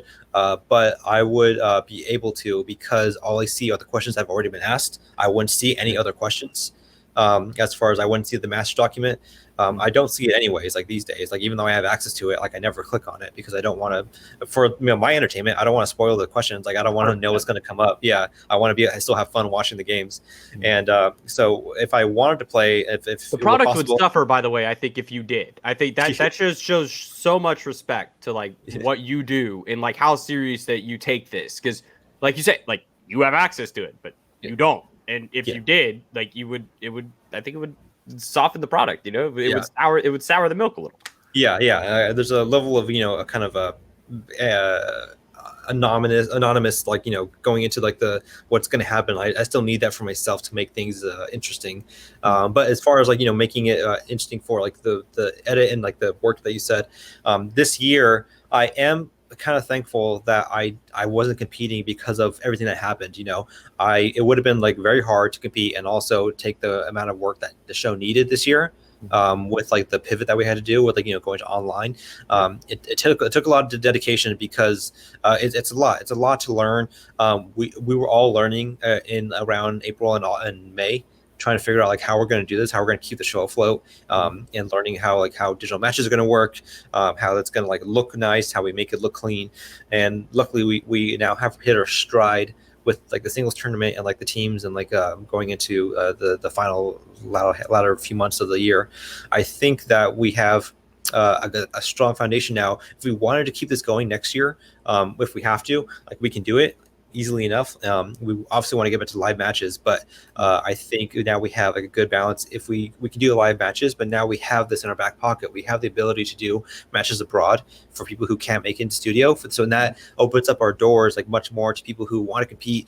We want to compete, but it was like distance was always an issue. Like we always had to have Chance drive from Arizona to come compete, and like there's been times where he drove from Arizona and his match got canceled. It was like, okay, I guess I'll just stay or drive back next weekend.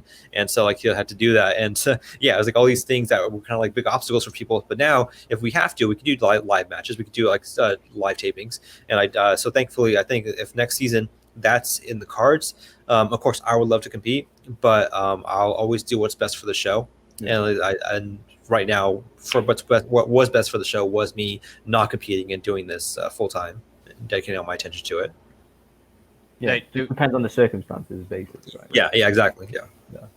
Exactly. So, I mean, we got a little question here from producer Sean. He wants to know, is there anything that you think is like the best thing we didn't get to see from a promo? Like, is there anything that's like super like, that kind of stinks? But I know you did mention we have been able to see a lot more this season. So maybe a little more like last season, maybe? Yeah. So this season we'll see. Like even this past one that we just saw last night, there was a bit where Bibbs, says he's going to retire.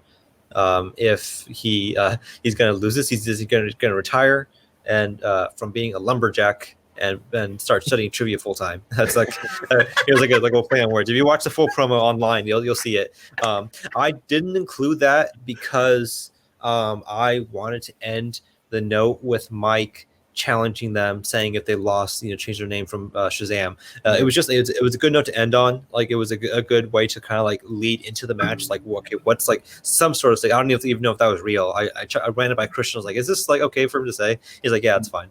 So I let that be a thing at the end. And like Bibbs is a bit, it just clashed a bit. Where it was too much of the same idea. And even though Bibbs was like very funny, I needed something that was a bit more like concrete to kind of end the promo on, as far as like an actual kind of like call out. That, and also Bibbs, had some stuff with his cats last time in his match against Liz that didn't get put in, unfortunately, because of like, again, tonal issues. But last season though, when we're doing green screen stuff, that's when things would get cut out and you never saw like what would happen. And, I know there's the bin full of some stuff that there's some outtakes. There's some stuff. Boy. I still have some of that. Like the match against Odd Couple and Who's the Boss? That was this year actually, when we're still in studio. There was a whole bit where Gucci was talking onto his shoe as if it were a phone, and he was like calling Roxy. and like talking to her about like managing stuff. And like, yeah, we didn't get to put that in because like it just didn't fit. Yeah, again, like the tone of like what the match needed to be. The match was like a big, head to head, like, a Titan match between like two number one big contender teams. match. Yeah, it's like two big teams. And so like I didn't want, so I just couldn't fit it in with like kind of him talking to a shoe for like 30 seconds into like what the whole like the pacing what it would need it to be. But yeah, it was very funny. I still have it. I still have like all that stuff even from last year that I can probably sift together. And for I think the people who have the biggest outtakes though that are fun to watch are Kaiser and Smets and like the dungeon, because Kaiser he's a professional producer, so Smets is a professional editor, so they know the value of doing different takes. And so when we shoot in the studio, they do like 10 different takes of like one joke to make sure that we get it right and I have enough to work with. And like there's plenty of deliveries that we don't see, there's plenty of like guffs that we don't see, but it's very fun to work with them. It makes it a little bit longer, but it's very fun to like work with their stuff because they give me plenty to work with. So now I want to ask some back end questions. We're gonna get a little nerdy. First off, Final Cut or Premiere? Premiere. Yes. Thank you. Yeah, I used Final Cut a bit when I was, in high school and then like going into college, but then I learned Premiere for professional work, and it's much faster for me. It's much cleaner. I even prefer it over Avid, and it's just like it's just Avid's the industry standard, but like I learned Avid first actually when I was in college, and that was what I used for a little bit. But as soon as I got my hands on Premiere, I was like, this is like it's just much smoother for me. It's much faster. Avid's like more sustainable in like certain sense, but it's just so meticulous, like to do like a lot of things in it. Like for my work, I need to go and be fast on what I do, and Premiere provides that for me. Exactly. And that's just something for me where it's like the argument that my professor made to me in film school was I like the clicking. I like the way things snap to each other in Final Cut. I was like, okay, that's nice. Next.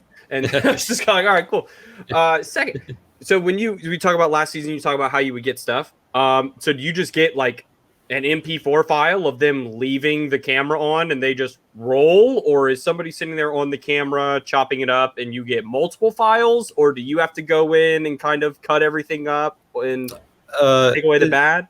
Usually it's the both, it's they record it. They'll just, I'll see them do the thing where they're like, okay, like boop, like they hit their phone and like they're recording, and then they go, and then they do it again when they close it out. And then sometimes if it's multiple things, like Gray sent me each clip individually.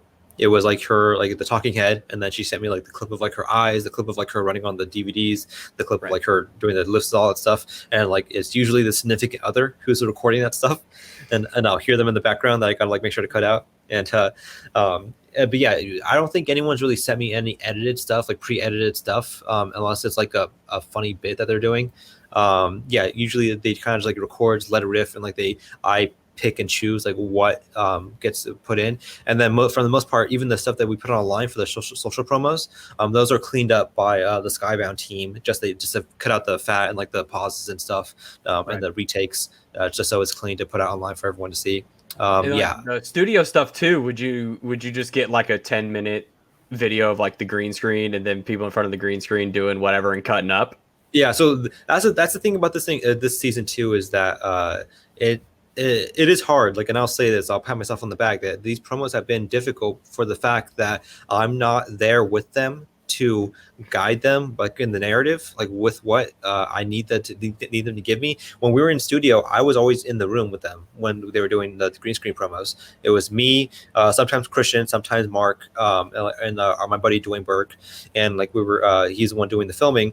And we would like guide them with what they needed to say. I would have like kind of like an outline of like, okay, here's like the beats that we need to hit. Here's like the narrative that we're kind of shaping here. And it was easy for them to like kind of stand in front of a green screen and just say stuff and just like say like, okay, here's how I feel, and here's like the jokes and stuff. For this, I don't have any dictation over what they're sending me. So sometimes I'll get someone doing like a straight promo where they're talking about like, how they feel, like here's what's going to happen. Sometimes I get like, a video of like someone's cat, it's just like I have to work with what I get, and it's difficult to kind of like, again, find that balance of like what works with the music and the pacing and the tone and all that stuff. So when I was in the green screen with them, I was standing in the room with them and I would tell them like, okay, here's what you got to say. Here's, this beat, here's this thing. And it would end up being, like a 10-minute clip of like them talking. on a green screen, which I would then take home and key out like just the chunks that I needed. Right. So it's not like a huge file. And I would then also shoot this year as we were doing. I really wanted to do this more. I'm so sad that we didn't get to do more of it. Is that every time someone would come in to film that day, I would have them do poses on the green screen, like in slow motion at a higher frame rate that we would have for the matches. So the studio matches that you see when they're standing in front of the tail of the tape and like the opening graphic, they were like doing those cool poses in slow motion. That was like the first thing I said, like, okay, when I'm now as the editor, I want to have those. I want to have like a library of everyone doing cool poses, so we can have for different purposes for the matches, also for like, thumbnails and all that stuff, make it look cool. And we got like 20 competitors, I think, like, worth of stuff, and then we had to shut down. So yeah, next year, if we're able to get back into studio and we are doing green screen again, maybe if we might not keep the green screen, might change that up a bit. I still want to get tons of cool poses of everyone. I want to have everyone doing cool slow motion stuff. That's my bread and butter. And again, in that sense too, like I'm also pulling my hair out that I don't have any good footage of people in their matches, like the matches are great, and like the StreamYard stuff is like great, but it's like I can only do so much with like StreamYard's footage. Like, I can only punch in on it so much. I can only like dance around like the blemishes so much. I'm craving like nice, like good footage of like people walking out, doing the entrances, doing their wins, like celebrating. Like I need that content. I really need it. So that's like the biggest thing I'm itching back to get in the studio for, is to get more like great footage of that stuff.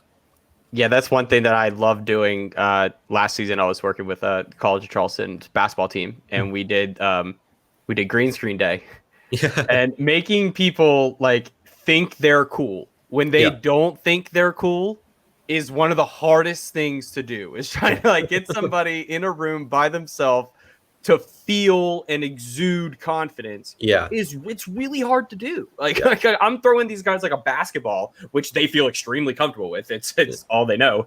And they still are just 18-year-old dorks, like just standing in a room in front of a green screen. So it's like, you got to talk it out. So I can only imagine like the personalities and all the things you have to juggle on I would say on a game day for you. It just has to be, like you said, you could run 6 matches in one day. So you're doing that with upwards of 24 different people in one day, possibly. If we have teams, there's like double the people and so on. Now the managers too. Factions, right? You should just have the whole faction would line up behind somebody. So who only knows what they're going to say. And that just, it just expands. Like you as a creative, you have to just be that's what makes me excited to go to work every day. Like when I go to a game, is like, I don't know who's going to win. So like I don't know what's gonna happen. I might be doing the same thing every day, but it's different, and that's why I think you love what you do, because it's the like what does James Franco say in the interview? It's same but different. But you do the same thing, but it's different every day, and that's what makes it fun. So is there any is there any one competitor that you have the most fun with? I would say in studio. We can take it back to the studio because I can tell you have fond memories. It's just all it's a lot more difficult. So is there any you mentioned Kaiser and Smets? Is there anyone who's just so just turns it on for you? For me, as far as like giving me content to work with, Snyder is one that he was where my brain was going.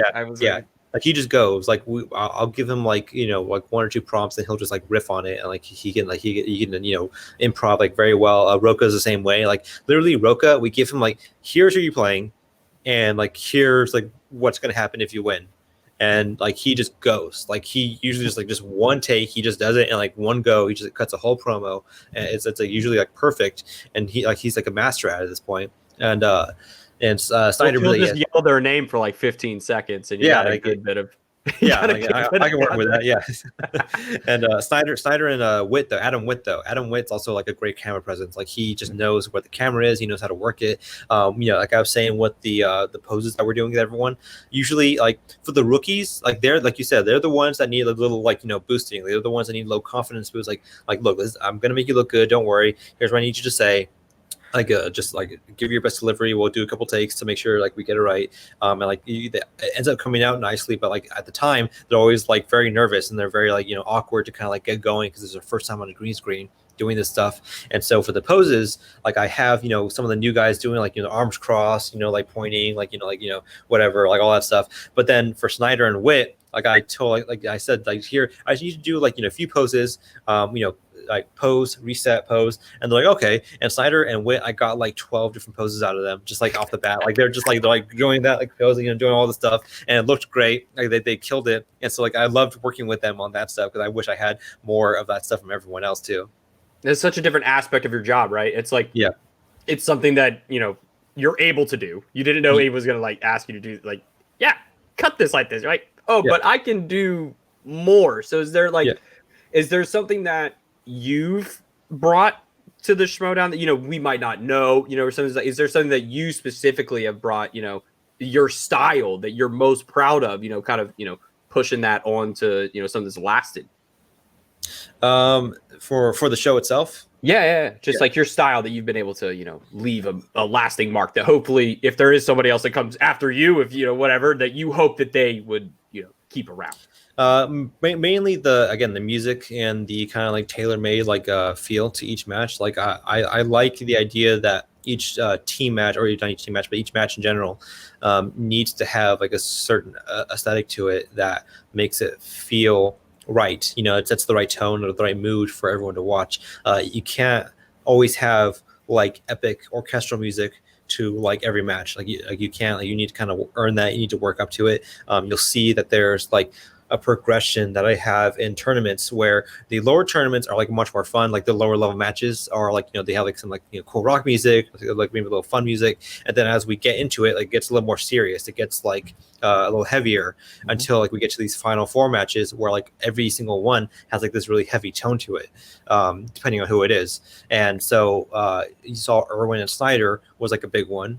You saw Collins and Meyer was a big one. And now Liz and Collins was something that I really had to kind of like nail down because again, like Liz had like a funny promo where she was just filming her cat, and Collins was like playing it straight and like speaking a lot, and for that one in particular, this is something that they try to usually push, which is like the faction war between the two factions. Right now, it was previously like Roxy or Finstock Exchange, whatever, but for this one it really nailed home because it was Swag versus corruption. Corruption, and so I wanted to make sure to drive that one home. So you'll see that I leaned back a bit on Liz and Adam. You threw in the Winston stuff, right? You threw a lot of Winston with the glasses, talking to Shannon about let's do this dance. It's that's fantastic stuff. Totally. So that's the angle that we needed for this, because obviously it was their third or fourth match or fifth match in the season for like these tournaments, and this is going to be ideal. Mathematically their last match of this tournament. Like whoever wins is going on. They're going to face Roxy, and that's it. So I needed to make sure that was like the kind of like button that we hit up for this. So as far as like the style goes, for my style, I really want to have if anyone takes over for me for them to understand, like, look, like this thing has a progression. Notes. Like this thing has a progression to it. Like this thing has like a life to it that you need to kind of like appreciate. You can't just like slap on any music, any video, just like let it go. You can't just like keep talking heads of like I'm doing this, I'm saying this, now I'm saying this. Like you have to have like a mixture, like a blend of what like the show is, which is like the promos, like the after show, the post interviews, like the reactions, all this stuff. Like you have to be able to be aware of all this stuff to make sure the show feels like has a life in its own, so it feels like a world that you're watching, not just like people talking to a camera. Exactly. Almost like a mythology, a little bit around the flow of it. That there's a larger world that you're kind of getting a peek at here, not just people again sitting and talking to a camera. Exactly. So I think we probably have one more question, and I'll pose it to you like this: if you had only one spot on your resume for one promo that you would say you're the most proud of, which one would it be? Man, it's a tough one. I want to say probably either of the Smet and Kalinowski matches from last year. Those were fantastic. Yeah. Just because like I had those were narratives that I was able to be a part of, like almost from the ground up. Like I was there in Smith's first match, and like I was there pretty much throughout their entire rivalry throughout that season. And so going into Collision, when they, I cut the promo for that, like the story was there, and then going into Spectacular when they face each other again, the story was there. And so I was able to really shape that the way I wanted to, with the music, with the edit, with like the footage, perfectly, because like I really love the other ones too. Like I love Guy and Bateman in Houston. I love the other ones that we have this year too, like with Bateman and Morrill as well. But there's like certain like there's certain like perfectly paced out narrative that we had between Smets and Kalinowski last year that just like I was able to get it into such a concise manner that I think it really exemplified what the show was. I think exemplified what like these promos needed to be. Like just like these Brandon Hanna, has always been like a very a nice supporter of mine as far as like the editing goes. And like he said like it felt like a movie, like watching a movie as Spectacular, like the story play out between them and the promo. And that's I guess what I was going for. I was going for this kind of like narrative of like Smets coming back for his belt and like or coming back to get the belt for the first time. And I was really happy to see that people appreciated that one, because it was something that I really worked really hard at, especially in Spectacular when I had to cut 4 of the promos that night, and 5, including the alternate one for Bibbs and Oyama, if that's the way it went. Oh my God, it's so stressful. Yeah. And so like, yeah, that's the one I think either of those two I can rewatch and I can be very proud of. Like say like, yeah, I'm really like happy with like the way those turned out. Yeah, that must be awkward because you are kind of, in the sense on the production side, you are kind of like your own boss. So it's kind of like exactly when everything's needs to be ready. So I can only imagine what that must have been like to be like, well, it's not like you're waiting on a lot of stuff if you've kind of had the footage to work with. So yeah, like these days, I the only thing I wait on is just like I want to make sure I have like the most recent like information, which these days that means waiting for the rundown, waiting for it backstage, waiting for it coming up next, like all that stuff, like just in case there's any good sound bites people drop in there that I want to use. Gray, as great as she is, like she only gave me like a couple lines in her talking head to use, and she didn't really give me like a button, so I was able to pull the button that I needed from her from backstage when she was talking about Stacy, so that helped me out a bit. So that I was able to like that's the stuff that I kind of need these days from all the shows that we're doing. Right. And see, that's it, Bogz.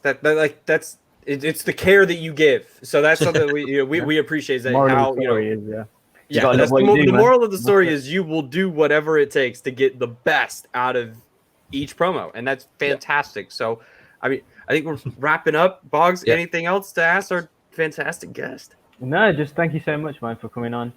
You deserve all your kind of the Yodi Award is what you deserve. Yeah, accolations that you Thanks. get. So yeah, man, thank you so much for coming on, and please don't be a stranger to the show.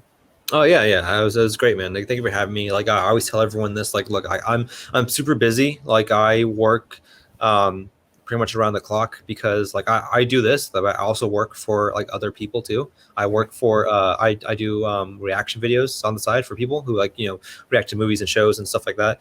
So it's a lot of work that I have on my plate these days, but luckily it's easing up a bit now. I have a good workflow. So I love doing other stuff with like people. I do our show with Video Drew every Monday and Thursday, the Video Chronic Pop Culture Quiz. And so if you guys ever want to have me back on, I'm always welcome. I'm always happy to come on and like chat about Schmoedown. Like I love talking about it, obviously, with people. That's why I do this. So if you want to have me back on at any point, please feel free to ask. Yeah, last question. Which you're talking about Inner Geekdom, right? Is there any particular franchise or things that you are, obviously without kind of giving any clues away, but because we're starting to do other shows now. We're doing a Star Wars show. We're going to do like a movie talk type show. So is there any other kind of franchise, or what your most kind of what your favorite basically? I'm pretty well versed in all of them. Like the only one I'm not as well versed in is Star Trek. That's just like it's not like that's my whole man. That's the one. That's the same for me. Yeah. It's not necessarily like something that I'm. It's not that I'm uninterested in it. It's just like I didn't. It wasn't the one thing that I grew up like with. Like I've seen them all now, like as an adult. But that's like I didn't like grow up with them the same way I grew up with like Lord of the Rings, Star Wars, like Marvel, all that stuff. Yeah, so it's just the one that I'm like kind of like the least like most detached from. But as far as like everything else, like I love Harry Potter, Star Wars, Lord of the Rings, Marvel, DC, all this stuff. Like I'm pretty well versed in all of it, even like the ancillary stuff, like the Matrix and like all the other stuff, like Scott Pilgrim, Back to the Future, all that stuff that they asked. That's like that Brendan Hanna would challenge. That's not in nerddom, all that stuff. Yeah. Okay, cool. Yeah. We'll get you back on. I was gonna do a vegan police quote, but Yeah. Yeah. I didn't know that was not vegan. It's milk and eggs, bitch. Yeah. Well, guys, that'll do it for this fantastic episode of the Ultimate Schmoedown Show. Thank you again to Eric NERDCHRONIC for joining us. And, find us everywhere at TUSS Pod. We will be back next week. We'll be back on Friday. You know where we'll be. We're your live show every Friday. If there's a pay-per-view, we're an hour before. No pay-per-view, right at the strike of 8 o'clock. Just so you have that time in your head that Schmoedown's going down. So that'll do it for us, and we'll be back next week, and we'll see you next time. Thanks for stopping by.